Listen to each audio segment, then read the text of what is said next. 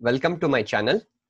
In the previous video, I had explained about class definition, access specifiers, and defining the member function inside the class definition and defining the member function outside the class definition. If you have not watched the videos link is being put in the description part, and for more updates, do subscribe my channel. In this video, I shall be explaining you about how you create an object in a program.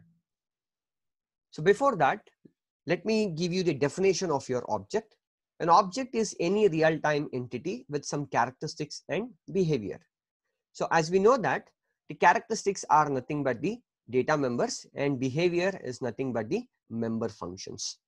When I take an object can be a name of a person, it can be a place, it can be a pen, it can be a paper, it can be a bank account, whatever the element or the item that you consider, you can call it as an object. So let me take a simple example here. Now I have created a class called as a student, and the data member of the class called as a student are marks 1 and marks 2. The student has written a test and has scored some marks called as marks 1 and marks 2. Now, let me assume that in a class, there are 3 different students. There might be n number of students available. I'll call them as Raj, Ram, and Rakesh. Let me assume that they have also written the test and have scored the marks called as M1 and M2. Ram has also written the test and has got some marks called as M1 and M2. Rakesh has also written a test called as M1 and scored marks M1 and M2. Now, your Raj, Ram, and Rakesh are considered as the objects of the class called as the student. In other way, I can also define your object as an object is an instance of a class. So Raj, Ram, and Rakesh, they act as a objects of the class called as the students. So now, how do you create these objects in the program? Now, this is the general syntax to create an object in the program. First and foremost thing is always an object has to be declared using the class name. So first, a class name has to be written, followed by n number of objects. You can create n number of objects where every object has to be separated with a comma operator. You can create any number of objects that you would like. Taking an example here, I have a class called as a student. Now I will create 2 different objects called as S1 and S2. So now, as I told you, Raj, Ram, and Rakesh are the objects of the class called as a student. Very similar to that, I have also taken an object, or I have created an object called as S1 and S2. So these are just general names. So if you would like to create an object called as Raj, Ram, Rakesh, you can also create like this. Always the object has to be created using a class name called as a student, followed by Raj, comma, Ram, comma, Rakesh. So now Raj, Ram, and Rakesh will be an instance of the class called as a student. Generally, I have taken it as a S1 and S2. Now S1 and S2 are the objects of the class called as the student. Let me take a simple example here. So this is an example. First and the foremost thing is to create an object, a class has to be defined.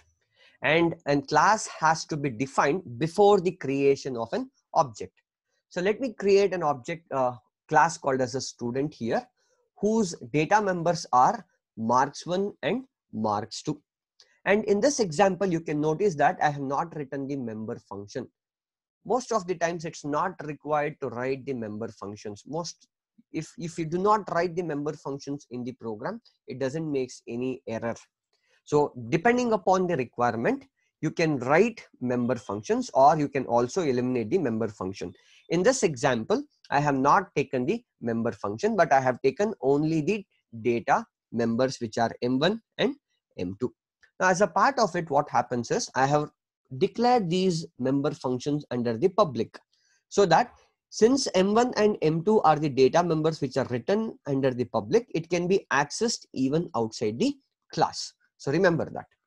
Now I have created a class called as a student, and I do have a data members M1 and M2. So here M1 is marks1 and M2 is marks2, and I will close the class using a semicolon operator. Now declaration of an object should be done in main function or in any other user defined function. In our most of the scenarios, we generally declare our objects in a main function. So let me create a main function whose data type is void. And now first you have to create an object. To create an object, we know that the general syntax is a class name followed by the list of objects. I'll call it as OB1, OB2, and I can have any number of objects can be declared. So now what is my class name? The class name is student. So to declare an object, I'm going to make use of a class called as a student. Now class student is a class name and Ram is a object. So student is a class name, and I'm going to create an object called as a Ram. Ram has written a test and he has scored some marks called as M1 and M2 in two different subjects. Now, since Ram is an object, he would like to access the members of the class called as the student. Once you create an object becomes an instance of the class called as a student, so that your object will have the right to access the members of your class. So now Ram can access your members of your class, that is M1 and M2. So how do we access the members of the class? How does an object access the members of the class? The members of the class can be accessed using the dot operator. This is very, very important. If you would like to access the members of the class, either it is a data member or it is a member function, it is mandatory to use a dot operator. So dot operator is used to access the members of the class. Now the members of the class is M1 and M2. If Ram is an object, if an object has to access the members of the class, then we have to go with a dot operator. Ram will be accessing marks1 using a dot operator, and Ram will be accessing marks2 using the dot operator. So if you do not make use of a dot operator, your program leads to an error. I will be showing this with a compiler execution. So now I have accessed your M1 marks1 of Ram. Ram has scored some marks in a subject, and I have accessed that M1 using the dot operator, and I have stored the value 57 in M1 of the object called as Ram. And the Ram has written one more test. He has written one more subject, and he has secured some marks called as 68, and that 68 is being stored in M2 of Ram. So now M1 is marks1, which is scored by Ram of 57 marks, and M2 is another marks which is scored by Ram, whose value is 68. So now I would like to perform an addition operation of these two marks. So if remember, to access the members of the class, it is always mandatory to use the dot operator. So to access M1, Ram has used the dot operator so that the 57 will be stored in M1. So it says that 57 is the marks which is being scored by Ram. So 68 is the marks which is scored by Ram. So if you would like to create one more object, you can also create one more object. Let me call it as Raj. And if Raj wants to access M1 and M2, again it is mandatory to have M1 Raj dot M1. So dot operator is mandatory. So Raj dot M2. Now I would like to calculate the marks which is being scored by Ram. So we have the marks here. M1 is 57 with respect to Ram, and M2 is 68 with respect to the student called as the Ram. So what is the total marks that is being scored by Ram in terms of both M1 and M2? So here I'm going to make use of your cout statement to display the total marks that is being scored by the student Ram.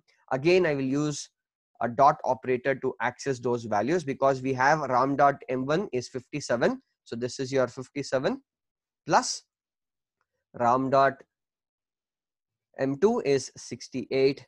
So it performs the sum of two different values and gives you the result. So the thing that which you have to remember here is to access the members of the class, it is mandatory that you always use a dot operator. And the second thing is to declare an object. First, the class has to be defined and then you can declare an object. And the third important thing is an object is always created using the class name. Now I'll be explaining you with a programming example by executing the simple program whatever that I have explained in your compiler. So here is a compiler. Let me show an example by executing that particular program which I had explained. So I'll include the header files, that is #include. IOStream is the header file which we use in C++ program that performs an input-output streaming operation. I'll also include a console input-output header file. And the first and the foremost thing that what we have to do is to create a class. Is a student.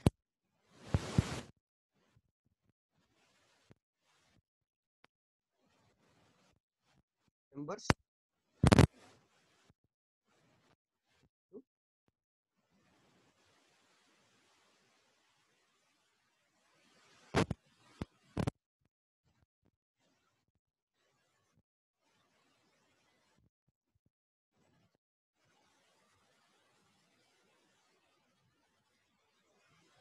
The name of the class is student, and let the name of the student in my class is Ram.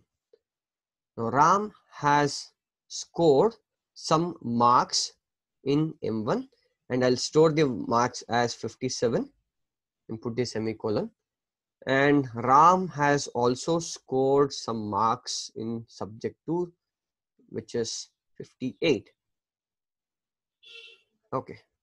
So now I would like to print this. So to print or to display the values or the calculation part, I'm going to make use of your cout, and I'll just give a message that a total marks scored by Ram equals to. So now I'll close this. Now you can perform the calculation. Ram dot M1 plus Ram dot M2. So this is going to perform an addition operation between marks 1 and marks 2, which is being scored by Ram.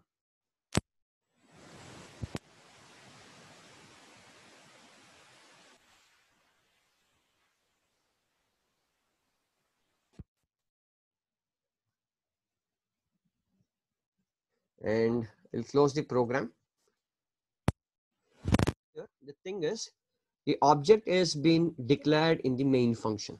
Okay, so let me compile this first. So to compile, I'm going to make use of Alt F9 to check if there are any errors. Of course, there are two different errors.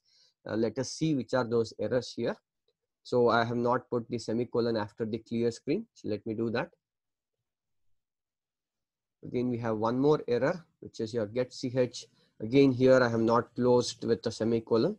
I'll just put a semicolon here. Okay.